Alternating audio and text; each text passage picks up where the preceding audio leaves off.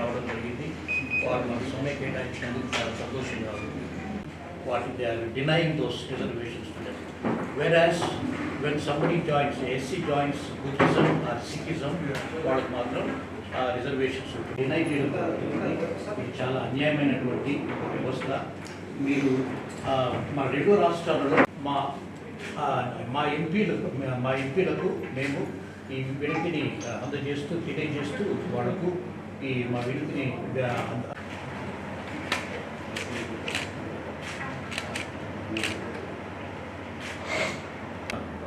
వాళ్లకు అన్యాయం జరిగితే మన క్రైస్తవ సమాజానికి అన్యాయం జరిగితే వాళ్ళందరికీ కూడా అన్యాయం జరుగుతుంది. దయచేసి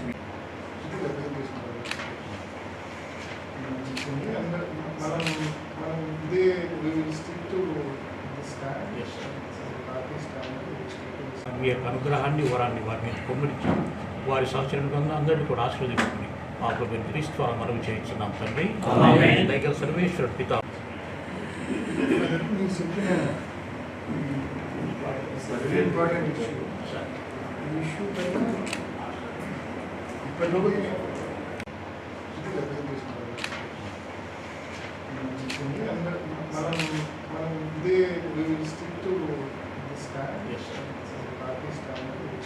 ఇవాళ మన వైఎస్ఆర్ కడప జిల్లా అదేవిధంగా చిత్తూరు జిల్లాలకు సంబంధించి రెండు జిల్లాలకు సంబంధించిన ఫాదరు మరి బిషప్ ఫాదరు పాల్ ప్రకాష్ గారు బిషప్ ఫాదర్ గారి ఆధ్వర్యంలో కడప సిటీకి సంబంధించిన అనేక ఫాదర్స్ అనేక చర్చెస్కి సంబంధించిన ఫాదర్స్ అందరూ కూడా కలెక్టివ్గా మరి ఇక్కడికి రావడం జరిగింది. వాళ్ళందరూ కూడా ఏదైతే దళిత క్రైస్తవులకు అన్యాయం జరుగుతూ ఉందో ఇటీవల సుప్రీంకోర్టు తీర్పు నేపథ్యంలో ఏదైతే దళిత క్రైస్తవులకు అన్యాయం జరుగుతూ ఉందో ఎస్సీస్గా ఎవరైతే క్రిస్టియానిటీ ప్రాక్టీస్ చేస్తారో వాళ్ళను ఎస్సీగా వాళ్ళను చూడకూడదు, లేకుంటే ఎస్సీగా వాళ్ళని తీసేయాలి అని చెప్పి వాళ్ళ రిజర్వేషన్ మార్చాలి అని చెప్పి ఏదైతే ఇప్పుడు కోర్టు ఇది ఉందో దానికి ఆపోజిట్గా దానికి విరుద్ధంగా పూర్తి స్థాయిలో ఇట్ ఈజ్ ఎవరి ప్రైవసీ వాళ్ళకు ఉంటుందంటే దళితుడిగా తను సిక్కిజం అయినా ఫాలో కావచ్చు, బుద్ధిజం అయినా ఫాలో కావచ్చు, హిందూయిజం అయినా ఫాలో కావచ్చు, క్రిస్టియానిటీ అయినా ఫాలో కావచ్చు, ఏదైనా ప్రాక్టీస్ చేసే స్వేచ్ఛ ప్రతి పౌరుడికి కూడా ఉంటుంది.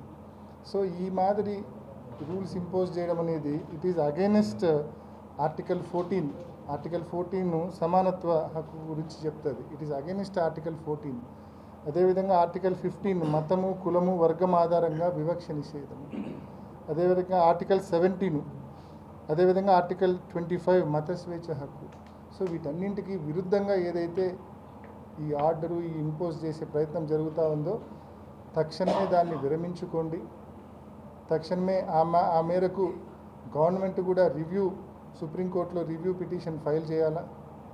ఇటువంటి ఆలోచన ఇటువంటి ఆదేశాలు వెనక్కి తీసుకొని దళితుల్లో ఉన్నవాళ్ళు దళితులుగా ఉన్నవాళ్ళు వాళ్ళు ఏ మతం ప్రాక్టీస్ చేసినా, అది క్రిస్టియానిటీ ప్రాక్టీస్ చేసినా, సిక్కిజం ప్రాక్టీస్ చేసినా, బుద్ధిజం హిందూయిజం ఏది ప్రాక్టీస్ చేసినా కూడా they must be retained and they must be continued as ఎస్సీస్. అంతే తప్ప ఈ మాదిరి చేయడము, ఈ మాదిరి మరి పర్టికులర్గా క్రిస్టియానిటీని టార్గెట్ చేసి ఇట్లా చేయడం అనేది కరెక్ట్ కాదు. ఇటువంటి డిస్క్రిమినేషన్ నిజంగా అన్యాయం, కరెక్ట్ కాదనే విషయం కూడా తెలియజేస్తూ ఇప్పటికే వైఎస్ఆర్ కాంగ్రెస్ పార్టీ ఈ విషయంలో ఇది అన్యాయం అని చెబుతూ దీనికి ఇప్పటికే రెజల్యూషన్ కూడా 2023లోనే అసెంబ్లీలోనే రెజల్యూషన్ చేసి కేంద్రానికి పంపడం కూడా జరిగింది. ఆ కాపీ కూడా మీకు ఇస్తాము. అదేవిధంగా రీసెంట్గా ఒక 2-3 వీక్స్ బ్యాక్ మా ఎంపీలు, మా గురుమూర్తి గారు, కొంతమంది మా YSR Congress party MPs justice Balakrishna commission చైర్మన్ను కలిసి రిప్రజెంటేషన్ కూడా ఇవ్వడం జరిగింది. ఇటువంటి డిస్క్రిమినేషన్ కరెక్ట్ కాదు అని చెప్పి. కాబట్టి తప్పకుండా దళితులుగా ఉన్నవాళ్ళు మరి వాళ్ళు ఏ రకంగా మిగతా అన్ని రిలీజియన్స్ ప్రాక్టీస్ చేసినా కూడా వాళ్ళకి నష్టం లేదో అదేవిధంగా క్రిస్టియానిటీ ప్రాక్టీస్ చేసినా కూడా వాళ్ళు ఎస్సీస్గానే కంటిన్యూ కాబడాలి అని చెప్పి మనం ఏదైతే కోరుతున్నామో ఆ విషయంలో తప్పకుండా ఇప్పటికే వైఎస్ఆర్ కాంగ్రెస్ పార్టీకి మన అసెంబ్లీలో గతంలో తీర్మానం చేయడం అయితేనేమి, కేంద్ర ప్రభుత్వానికి మరి ఈ 2 వారాల క్రితం లేఖ పంపడం అయితేనేమి, ఖచ్చితంగా ఈ విషయంలో వైఎస్ఆర్ కాంగ్రెస్ పార్టీ అందరికీ మా పార్టీ స్టాండ్ వెరీ క్లియర్గా ఉంది. ఖచ్చితంగా వైఎస్ఆర్ కాంగ్రెస్ పార్టీ రాష్ట్ర వ్యాప్తంగా ఉన్న దళితులకు తోడుగా ఉంటుందనే విషయం కూడా ప్రతి ఒక్కరికి కూడా తెలియజేస్తా ఉన్నాం. ఆవేదనను వారికి వ్యక్తపరిచాము. ఎందుకంటే క్రైస్తవులు దళితులు క్రైస్తవ మతంలో చేరినప్పుడు వారికి ఉన్న రిజర్వేషన్ తీసివేయడం అన్నటువంటిది అది దారుణమని, అలా చేయకూడదని ఎంపీ గారి యొక్క అభిప్రాయాన్ని మనం విన్నాము. వారు ఈ సానుకూలతకు మనం ఎంతో కృతజ్ఞతలు వారికి చెల్లిస్తున్నాము.